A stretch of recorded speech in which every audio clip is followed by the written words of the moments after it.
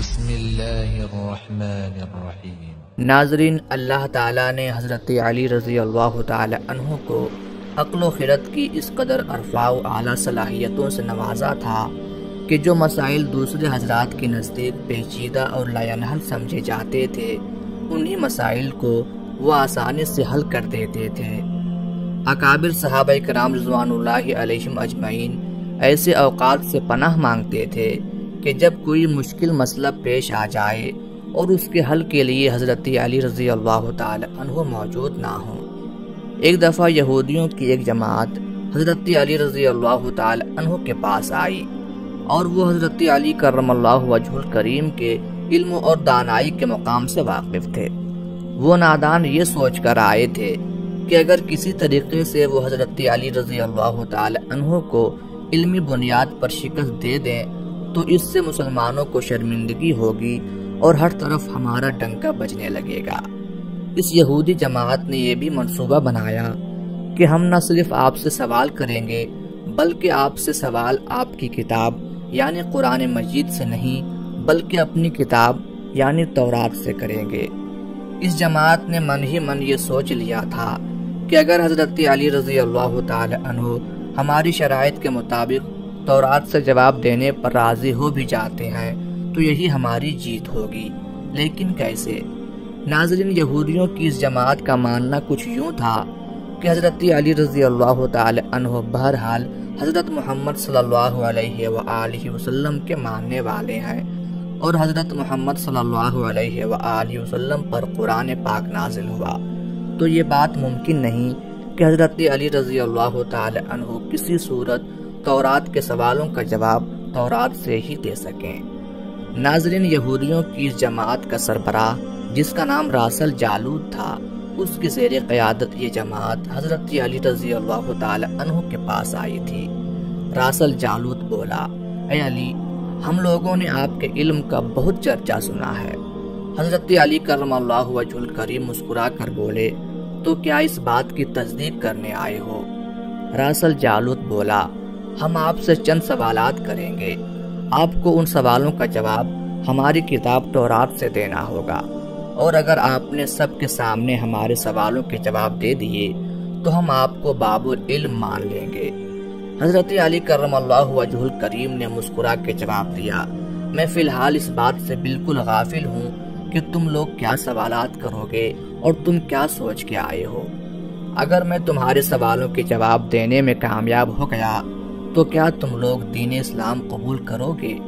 یہودی اس بات پر آمادہ ہو گئے کہ اگر ان کے تمام سوالوں کے جواب انہیں تورات سے مل گئے تو وہ یہودی مذہب چھوڑ کر اسلام قبول کر لیں گے، اور یہ اس بات کی دلیل ہوگی کہ جن سے آپ نے علم سیکھا ہے وہ یقیناً اللہ کی طرف سے بھیجے گئے سچی نبی ہیں۔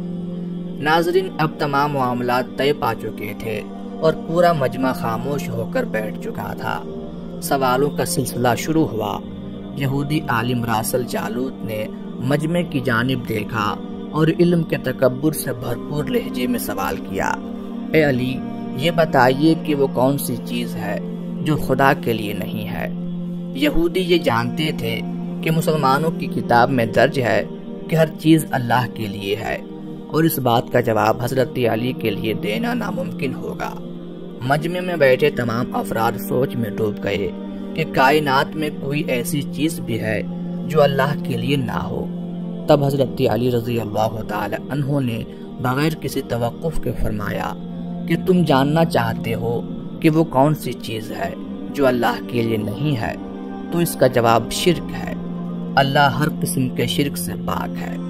تمام مجمع جو بیٹھا سن رہا تھا بے ساختہ واہ واہ کہہ اٹھا۔ ناظرین، اب راس الجالوت نے دوسرا سوال کیا، اے علی، یہ بتائیے کہ وہ کون سی جگہ ہے جہاں اللہ موجود نہیں ہے؟ حضرت علی نے اس کو فوراً جواب دیا کہ اللہ تعالی ہر جگہ موجود ہے۔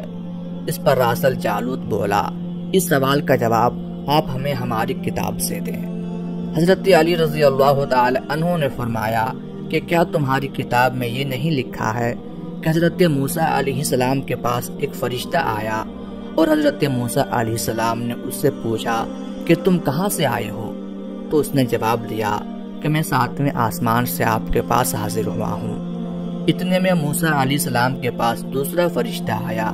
موسیٰ علیہ السلام نے اس سے پوچھا کہ تم کہاں سے آئے ہو؟ اس نے جواب دیا، میں زمین کے 7ویں طبق سے آپ کے پاس حاضر ہوا ہوں۔ موسیٰ علیہ السلام نے پہلے فرشتے سے پوچھا، 7ویں آسمان میں تمہارے قریب کون تھا؟ فرشتے نے جواب دیا، میرے قریب میرا رب تھا۔ موسیٰ علیہ السلام نے زمین سے آنے والے دوسرے فرشتے سے پوچھا، تمہارے قریب کون تھا؟ اس نے جواب دیا، میرے قریب میرا رب تھا۔ تو اس سے یہ معلوم ہوا کہ بلندیوں کی انتہا ہو یا گہرائیوں کی انتہا، اللہ رب العزت ہر جگہ موجود ہے۔ دوستو، راسل جالوت اب تھوڑا گھبرا گیا تھا یہ دیکھ کر کہ حضرت علی رضی اللہ تعالی عنہ نے اس کے سوالوں کے جواب اس کی کتاب سے ہی دے دیے تھے۔ اب اس نے حضرت علی رضی اللہ تعالی عنہ سے تیسرا سوال پوچھا، اے علی، یہ بتائیے کہ وہ کون سی چیز ہے جو خدا کے قریب نہیں ہے؟ حضرت علی رضی اللہ تعالی عنہ نے فرمایا کہ ظلم ایک ایسی چیز ہے جو میرے رب کے قریب نہیں ہے۔ دوستو، اب راسل جالوت نے پے در پہ شکست کھانے کے بعد اپنے سوالوں کا زاویہ بدل لیا۔ اب اس نے علمی سوال کی بجائے تاریخی اور سائنسی سوالوں کی طرف اپنا رخ موڑ لیا اور بہت ہی تکبر بھرے انداز میں اس نے پوچھا، اے علی، اس چشمے کا نام بتائیں جو زمین پر پہلی مرتبہ جاری ہوا۔ حضرت علی کرم اللہ وجہ الکریم بولے کہ اس چشمے کو چھوڑو، پہلے یہ بتاؤں کہ تمہارے دل میں کیا ہے، اور تمہارے دل میں یہ ہے کہ وہ چشمہ بیت المقدس کی ایک چٹان کے نیچے ہے۔ راسل جالوت کے منہ سے بے ساختہ ہاں نکلا تو حضرت علی بولے کہ آج اپنی اصلاح کر لو، کیونکہ زمین پر بہنے والا پہلا چشمہ وہ نہیں جسے تم لوگ سمجھتے ہو، بلکہ زمین پر بہنے والا پہلا چشمہ وہ ہے جس سے حضرت خضر نے پانی پیا، اور یہی وہ چشمہ ہے جس سے آب حیات جاری ہوا۔ دوستو، راسل جالوت اب مزید گھبرا گیا تھا۔ اس نے اس گھبراہٹ میں حضرت علی رضی اللہ تعالی عنہ سے ایک اور تاریخی سوال کیا، اے علی، یہ بتائیے کہ وہ کون سا پتھر ہے جو آسمان سے پہلی دفعہ اتارا گیا؟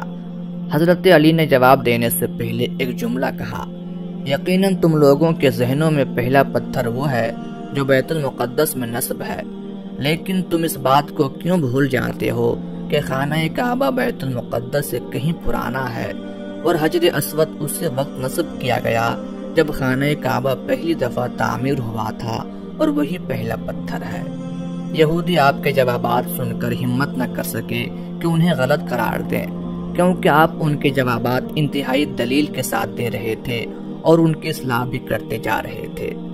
اب کی بار راسل جالوت نے ایک سائنسی سوال پوچھا۔ اس نے پوچھا، یہ بتائیے کہ وہ کون سی چیزیں ہیں جو مسلسل کم اور زیادہ ہوتی رہتی ہیں؟ حضرت علی بغیر کسی توقف کے بولے کہ تم اپنے ماہ و سال پر غور کرو تو تمہیں خود ہی اس سوال کا جواب مل جائے گا۔ راسل جالوت نے پوچھا، وہ کیسے؟ آپ نے فرمایا، کوئی دن اگلے دن کے برابر نہیں ہوتا، اسی طرح گزشتہ رات اگلی رات کے برابر نہیں ہوتی۔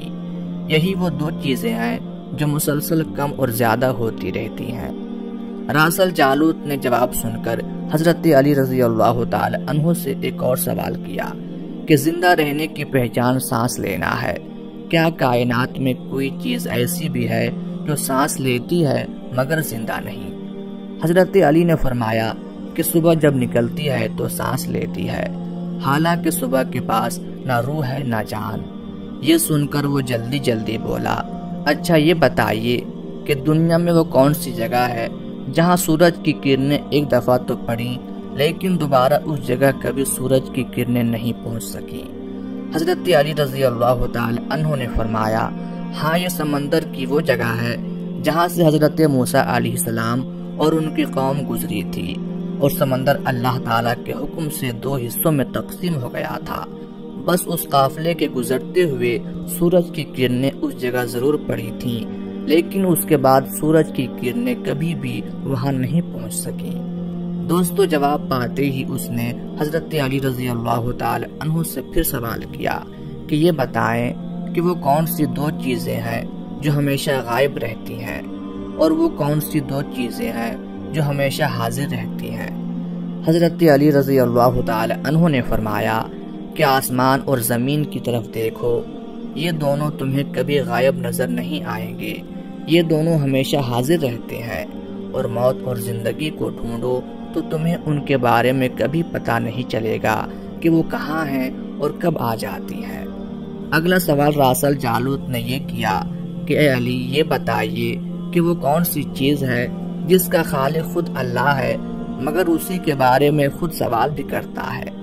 حضرت علی بولے، موسیٰ علیہ السلام کے عصا کا خالق خود اللہ ہے، اور اس عصا کے بارے میں اسی نے خود موسیٰ علیہ السلام سے سوال بھی کیا اور پوچھا کہ موسیٰ، یہ آپ کے ہاتھ میں کیا ہے؟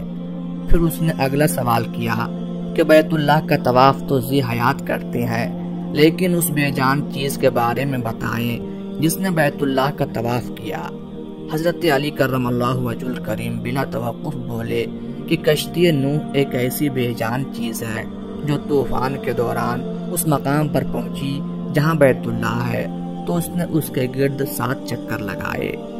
راسل جالوت نے باب العلم حضرت علی رضی اللہ تعالی عنہ سے کئی سوال کیے اور تمام کے جواب آپ نے بالکل ٹھیک بلا توقف دیے، تو مجمع میں بیٹھے ہوئے ایک یہودی بولا کہ حضرت، دنیا میں ہر شخص سوچ کے جواب دیتا ہے، لیکن آپ تو ہر سوال کا جواب بلا توقف دے رہے ہیں۔ حضرت علی رضی اللہ تعالی عنہ نے اس سوال کے بدلے اس یہودی سے ایک سوال کیا، بتاؤ تمہارے ہاتھ میں کتنی انگلیاں ہیں؟ اس نے فوراً جواب دیا 5۔ حضرت علی رضی اللہ تعالی عنہ نے فرمایا، تو نے بھی تو فوراً میرے سوال کا جواب دے دیا۔ اس یہودی نے کہا، یا علی، یہ کیسی بات ہوئی؟ مجھے معلوم ہے کہ میرے ہاتھ میں 5 انگلیاں ہیں۔ یہ سن کر حضرت علی رضی اللہ تعالی عنہ نے مسکراتے ہوئے کہا، مجھے بھی یہ سارے علم ایسے ہی معلوم ہے جیسے تجھے یہ معلوم ہے کہ تیرے ہاتھ میں 5 انگلیاں ہیں۔ یہودی نادان نہیں جانتے تھے کہ باب العلم کے پاس کائنات کے رازوں کا علم ہے، لیکن جب انہیں تمام سوالات کے جوابات ٹھیک مل گئے تو راسل جالوت سمیت تمام گروہ نے کلمہ پڑھا اور سب کے سب دائرہ اسلام میں داخل ہو گئے۔